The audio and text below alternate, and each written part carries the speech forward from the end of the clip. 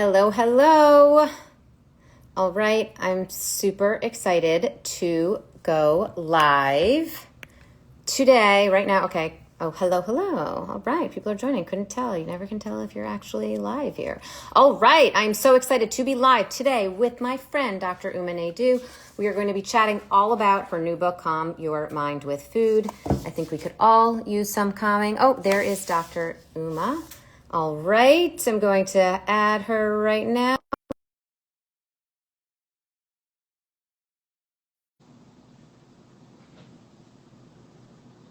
Dun, da, da. It's like, wait, where are you? Are you here? Oh, here we go. Amazing. Okay, how are you? Happy New Year. I know. So are we still saying Happy New Year? I think so, right? No, yes, I guess so. Let's do it. I haven't seen you yet, so we can say Happy New Year to each Correct. other. Thanks Happy for New doing this. Year. How are you, Uma? I am super excited. Everything is really great, and always so happy to talk to lovely people like you on Instagram. So thanks for supporting the book and Yeah, of course. endorsing it and everything. So a quick little background for those of you who follow me but might not know Dr. Uma Naidoo. You should all know Uma. She is fantastic. Uma and I actually have a course We do. on nutritious.life.com. You can actually find our course, Brain Food and Intro to Nutritional Psychiatry. But so just Uma and I have worked together a whole bunch, known each other for many years. I'm a big fan of her work, but just to give you a little bit of background, Uma is an MD, a nutritional psychiatrist, a trained chef, and also a nutritional biologist. You can actually share what all of that, what that actually means. And today specifically, we're going to be talking about Uma's new book, which I'm super excited about. So, and your first book, Calm Your Mind with I'm sorry, This is your Brain brain on on food. Food. Yeah. This is your brain on food, had so much incredible information in it. And what I loved about it, we actually read it in one of our book clubs with our Yes. students in the Nutritious Thank Life studio. you. And what I loved about it is there's so much, what I always love is it wasn't just incredible science, which I love, it was really actionable information that people could put into practice in a practical way to make changes to improve their overall health, specifically their brain health though. So I'm super excited to talk about this book. Do you want to give just a quick Yeah, little, a little bit of more of a quick background sure. on you before we even dive into some things Sure. on the book itself? Thanks for that question, Keri. So, I founded and directed a clinic at Mass General years ago, way back, I think it was 2017 when we first started, but it had been in motion in a smaller scale. And it was the first clinic in nutritional and metabolic psychiatry at an academic center in the United States.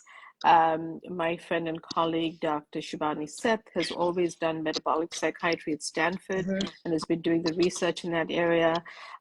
So I was excited that we could bring this forward at Mass General. And it was a way to start the clinical work. And that's actually what led to the first book, This Is Your Brain on Food, because there was a need for people to know about the different mental health conditions and different types of food interventions that you could use for the different conditions.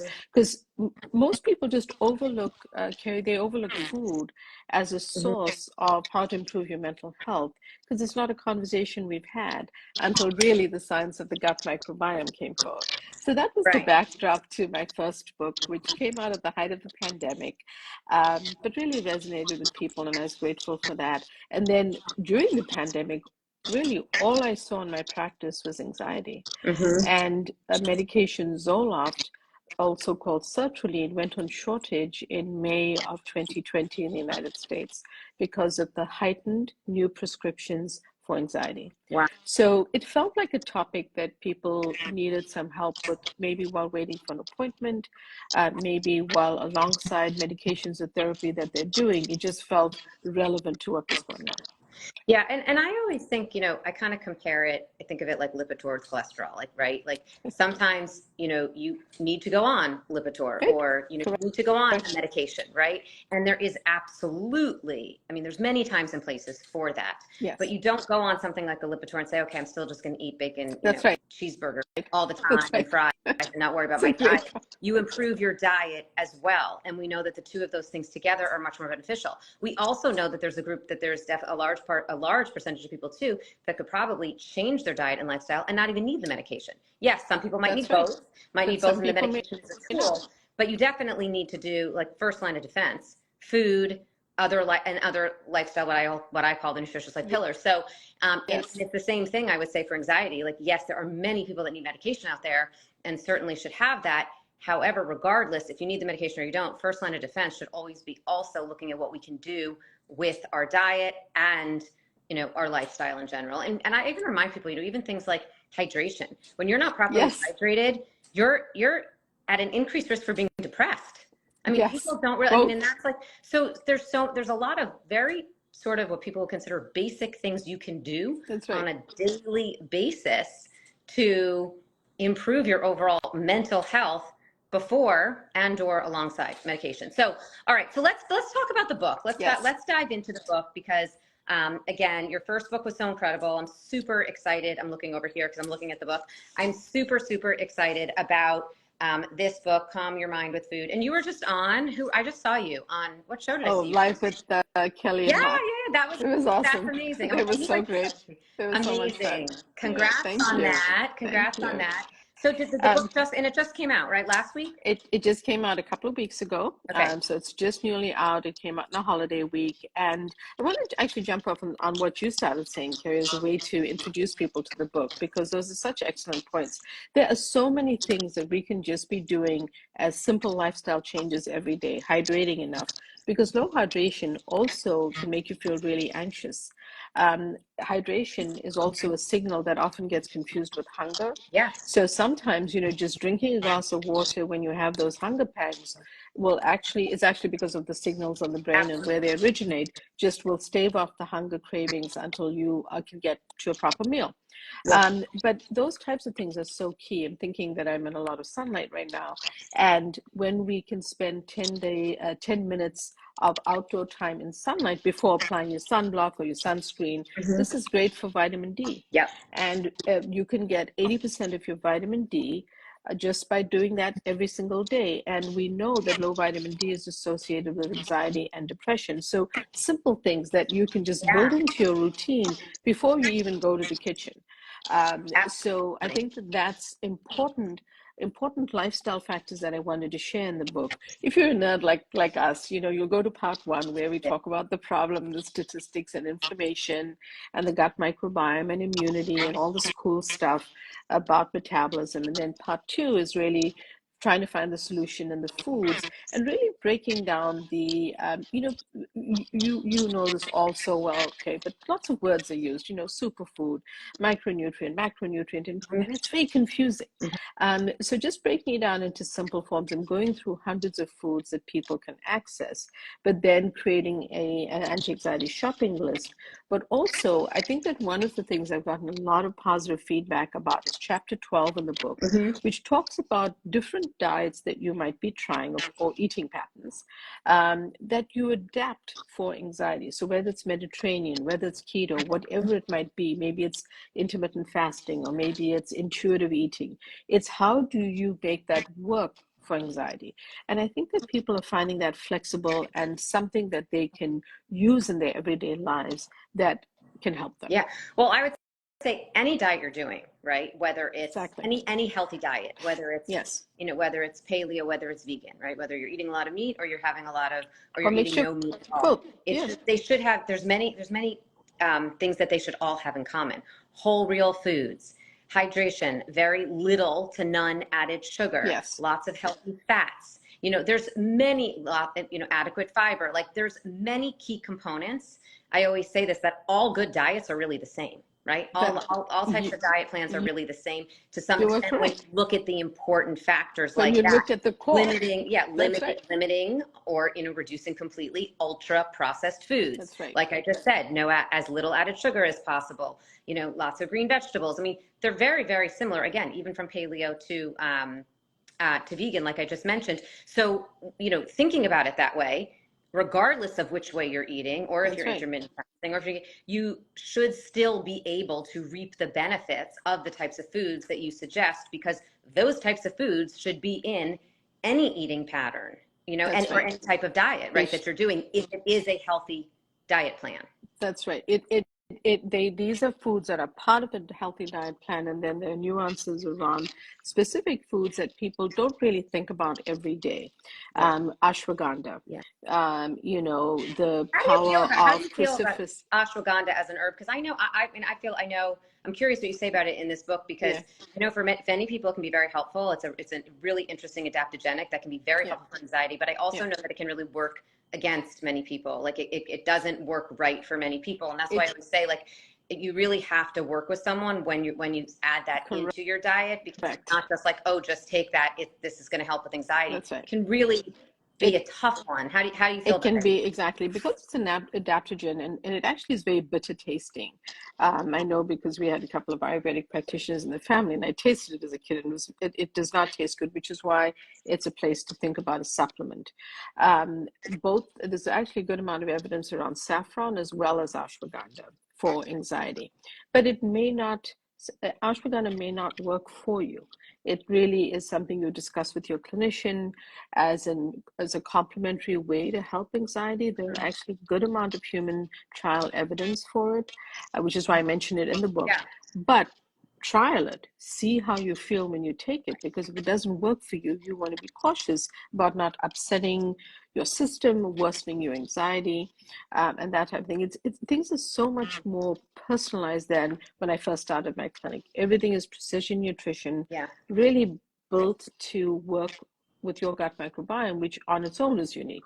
So that's a great point. It may not work for everyone, but Right. it's worth a trial if you Yeah. are worried and having anxiety. Maybe you're sleeping poorly and you're trying to clean up your diet, Mm-hmm. but you need a little bit more. Speak to your doctor about it, because Oh, it yeah. is an adaptogen, and it's something you want to make sure is okay with your other Yeah, medications. and and because we had a lot of conversations about this when we were filming Yes, the course that we of did course. together. I'm a big supplement fan, Yep. and supplements play a role, right? They're a tool along with your healthy diet, and so again, whether they're herbal supplements or other types of supplements, I'm a big fan. But I usually say too, add one thing in at a time. But Right. that's so if you're That's it. adding ashwagandha, someone just said saffron, Mhm. maybe just add the One ashwagandha by at itself a and time. add the Yes. saffron, see how the two work together, but really adding things one at a time, so what's happening, or it is much more effective. But again, why also it's really helpful to work with a practitioner too. So I agree. you mentioned the anxiety or anti-anxiety shopping food list in here. I think this is actually I see it right here, chapter 10. So I'm going to say, I'm assuming we've got a lot of omega-3 essential fatty acids. Many people know that's really good for your mood, those amazing essential fatty acids. You already mentioned some herbs. Mhm. Fermented foods, I'm assuming, is on there, but what else? What is in there? Why do people need to go buy this book to get the shopping list? Because I'm sure there's so much good stuff in here. It's meant to be But something that you can literally take with you and shop, and create your I'm looking shopping at it over list. here. And then the protocol around how you can incorporate these foods, because the idea is not to make it overwhelming for any one of us. I mean, we're already feeling anxious. We don't need more anxiety.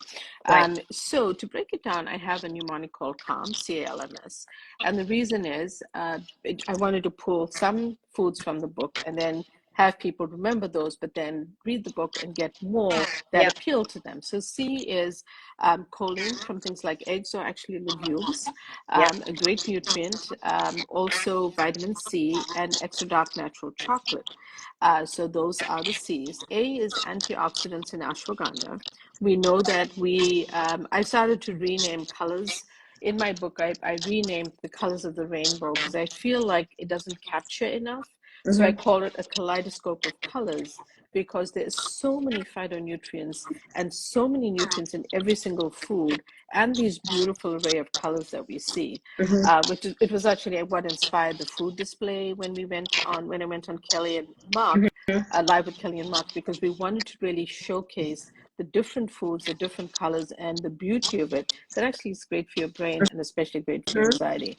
The L is what we covered, hydration, so it's liquids. Mhm. Calming teas, passion flower and lavender are newer ones that I discovered and are great for anxiety, but also just water, just sipping on water throughout the day.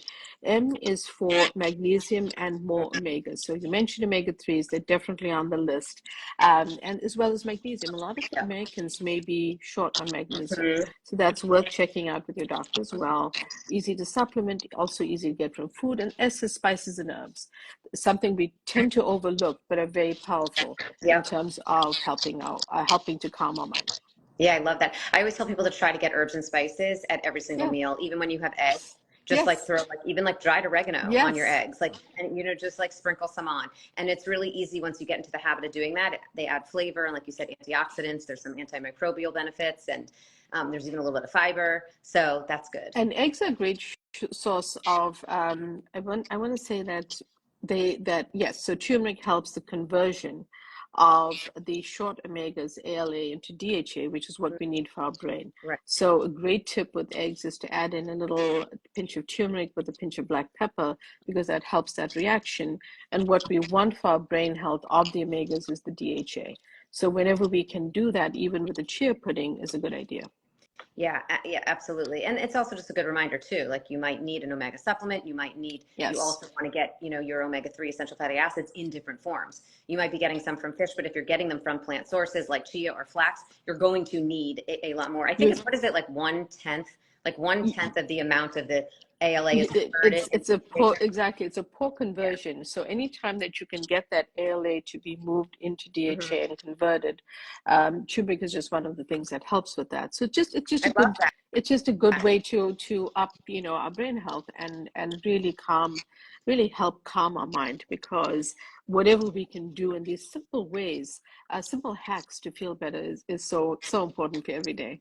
Absolutely. And now I'm craving deviled eggs with a little turmeric. I'm like imagining a beautiful deviled egg with a little turmeric Paprika, on some it, turmeric, some and a cup oregano. of tea. I think I'm going to have that. I really like that. That could be a good lunch. That could be a So great lunch, you actually. mentioned hydration, and we talked about hydration before, but can you just say your favorite? I think you said lavender, but what's your favorite tea What am I? So, oh, this is for hard calming? because For calming, of course. Yeah. exactly. So, my grandmother's golden chai is my favorite go-to with the spices, because she kind of taught me to make that as a kid. But if I were just to go with the plain tea, I'm Hmm. really loving lavender, because I've always ever associated lavender with the a spa experience, a Hmm. scent. But when I discovered the tea, I actually discovered it in baking years ago in culinary school. But it's actually a delicious tea. It's so calming. I've learned to drink it more often now. I add a spritz of lemon. I add some mint. It's just something different for my palate. It makes me feel good, and I can sip on it all the time. So that's the new one that I've been trying out. Okay, I love that, and it smells so good. And it's exactly, it still smells so good. And then the other thing is there's one non-edible recipe in the book. There's a bunch of recipes at the back. There's a non-edible recipe. We actually did it. We again did showed it on live with Mark, Kelly and Mark.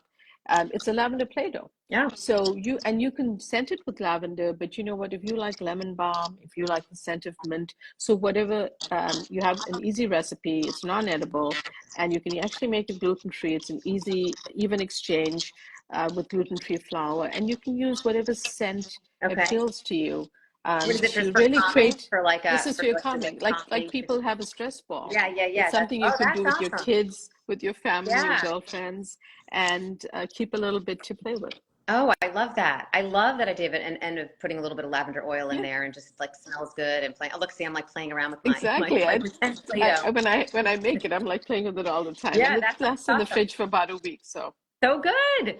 All right, thank you so much. Anything you want to share with the book about the book before we just share where everyone should go and buy it this moment?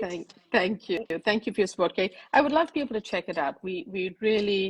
I really feel that this is a mission to help anxiety for people all over, and it's an easy step. So please check it out. Give us a great review and let us know what you think. We're really wanting to build a community around people who want to work on this together. Amazing. Okay, so where should people go find it?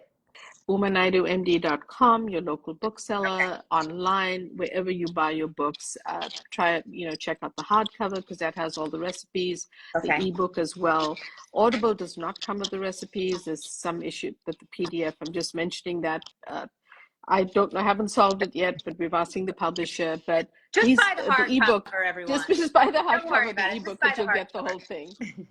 It's a good one. You want to keep it on your bookshelf. You want to have that hardcover. You want to take some notes, right? So yeah, Exactly. buy the hardcover. All right. Well, I'll link to your website Thank you in the so stories. much. And thank you so much. We need to catch up Yes, more another time. Always love seeing you.